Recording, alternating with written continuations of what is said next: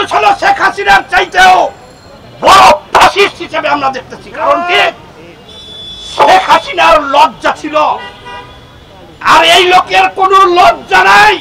বলবেন শেখ হাসিনার কি লজ্জা ছিল, ওনার প্রশংসা করছেন, তাইলে আপনারা ওনাকে চালাইলেন কেন?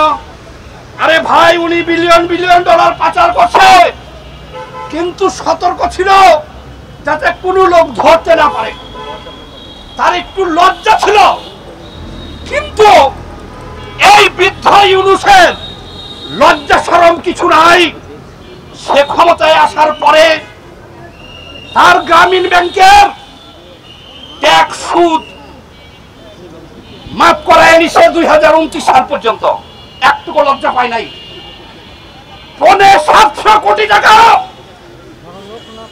সরকার পাওনা ছিল তার কাছ থেকে, তার গ্রামীণ টেলিকম থেকে। নির্লজ্জের মতো ক্ষমতায় বসে এক কলমের খোঁচায় এটাকে মাফ করিয়েছে। তারপরে উনি নিয়েছে গ্রামীণ বিশ্ববিদ্যালয় নিয়েছে, তারপরে নিয়েছে আদম ব্যবসায়ী। আজকে থেকে আপনারা সাংবাদিক ভাইরা উনার নামের আগে লিখবেন নোবেল জয়ী আদম ব্যবসায়ী ডক্টর মোহাম্মদ ইউনূস। এর জন্য আপনার নামে মামলা হবে না। কেন? উনি এখন লাইসেন্স প্রাপ্ত আদম ব্যবসায়ী। উনি ট্রাভেলসের লাইসেন্স নিয়েছে। তারপরে কি নিয়েছে? তারপরে নজিরবিহীন ভাবে শ্রমিকরা যে তার কাছ থেকে 1400 কোটি টাকার জন্য মামলা করেছিল, সেই সব মামলা সে ক্ষমতায় আসার পরে ডিসমিস করে দিয়েছে। তাহলে বলেন আপনারা, শেখ হাসিনা কি এত বড় নির্লজ্জ ছিল? ওর খাইতে লাগছে 16 বছর, আর এই 1 বছরে সব খেয়ে ফেলছে এরা, এই সরকার। অথচ আন্তর্জাতিক ভাবে, তবে আমি একটা কথা বলি, উনি এখন ক্ষমতায় আছে তাও বলি, না থাকে তাও বলি, কারণ ইনি হচ্ছে একজন সুদের কারবারি, সুদী ব্যবসায়ী। সারা বাংলার যত আলেম উলামা ওয়াজি হুজুর ছিল 12 মাস ওয়াজ করত সুদী ইউনূস বলে। আর আজ যখন ওনার ক্ষমতায় আসছে বলছে ইনাকে আল্লাহ পাঠাইছে নবী রাসূলের মতো আমাদের কাছে। ওই রকম হালুয়া রুটির লোভে বাংলার কমিউনিস্টদের এই বেটা ভিডিও করছ না কেন?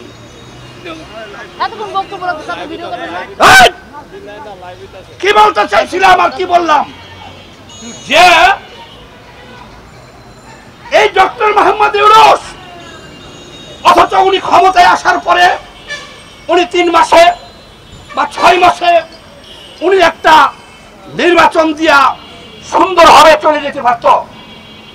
আজকে আমরা কি দেখতেছি? চাঁদাবাজ সৃষ্টি করেছে। আমরা 16 বছর আন্দোলন করেছি, ডক্টর ইউনূস এসে বলতেছে উনার নিয়োগকর্তা এই কয়েকজন ছাত্র।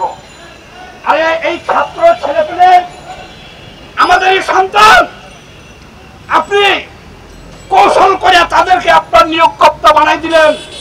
এদেশের 16 কোটি জনগণকে বৃদ্ধাঙ্গুলি দেখিয়া আপনার নিয়োগকর্তা কিভাবে হয়? এই কয়েকজন ছাত্র কিভাবে আপনার নিয়োগকর্তা হয়?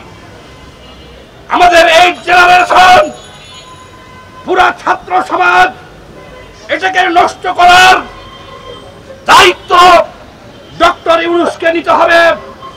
পুরো একটা প্রজন্মকে আজ চাঁদাবাজ বানিয়েছে, পুরো একটা প্রজন্মকে আজ প্রতারক বানিয়েছে, খুনি বানিয়েছে। শিক্ষা জীবন তাদের ধ্বংস করা হয়েছে। এই ডক্টর ইউনূস, আপনারা জানেন না, এই মেধাবী ছাত্রগুলোকে স্বরাষ্ট্র মন্ত্রণালয় থেকে শুরু করে বাংলাদেশের প্রতিটি মন্ত্রণালয়ে, প্রতিটি সরকারি বেসরকারি অফিসে, জেলা অফিসে, থানা অফিসে এই মেধাবী ছাত্রগুলোর থেকে ইনক্লুড করে দেওয়া হয়েছে। এবং এটা করার কারণে আজকে তারা প্রত্যেকটা ফাইল আটকে টাকা পয়সা নিচ্ছে, দুর্নীতি করছে, শত শত কোটি টাকার দুর্নীতিতে এই ছেলেগুলো আজ জড়িয়ে পড়েছে।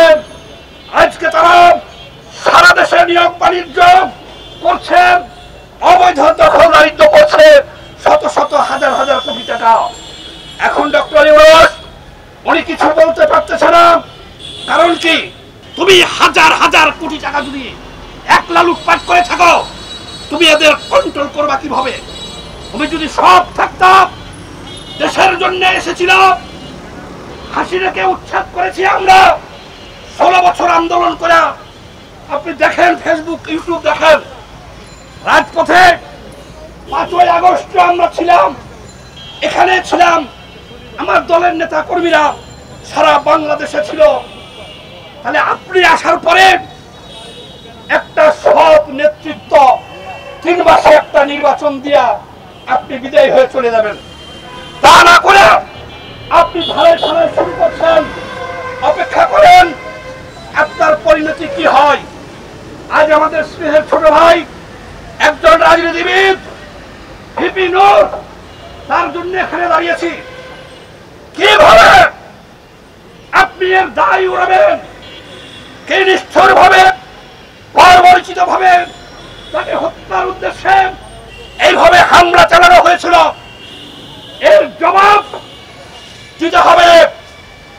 ভিপি নূরের প্রতিটা ফোঁটা রক্ত, কারণ আমরাও একজন রাজনীতিবিদ হিসেবে স্পষ্ট জানাই, ইন্টারিম তোমরা যারা আছো, এই দায় তোমাদের নিতে হবে।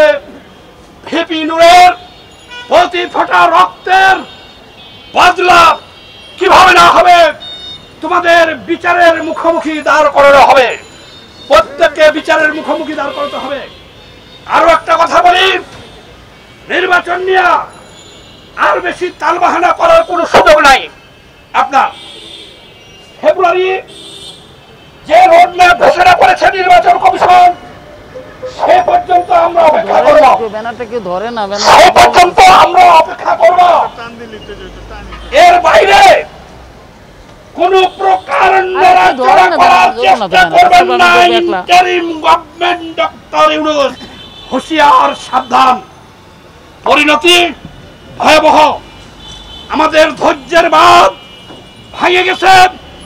দেশে, সারা দেশে মব সন্ত্রাস চলতেছে, সারা দেশে আইনের শাসন প্রতিষ্ঠা হয় নাই, মানুষ নিরাপত্তাহীনতায় ভুগতেছে। এই অবস্থায় আমরা আর বেশি দিন চলতে দিতে পারি না। যাই হোক, বহু ধানাই ফানাইয়ের পরে যে নির্বাচনী রোডম্যাপ ঘোষণা করেছেন, ঠিক পাই পাই করে সেই দিকে অগ্রসর হন। ডান পায়ে চাইছেন তো মরছেন, খালি এবার চেয়া দেখেন, ডাইনে বা বামে ওই পিআর করব, শেয়ার করব না কি করব, এটা নির্বাচিত সরকার এসে করবে। আপনি নির্বাচন দিয়ে সরে যান। বাংলাদেশে আজ মৌলবাদীদের উত্থান দেখছি। জীবনে এক ওয়াক্ত নামাজ এই ডক্টর ইউনূস পড়ে নাই, সে খ্রিস্টান না হিন্দু না মুসলমান তদন্ত করে আমরা আবিষ্কার করতে পারি নাই। সেই ব্যক্তি ক্ষমতায় আসার পরে বাংলাদেশে মৌলবাদীদের উত্থান দেখছি আমরা সারা দেশে।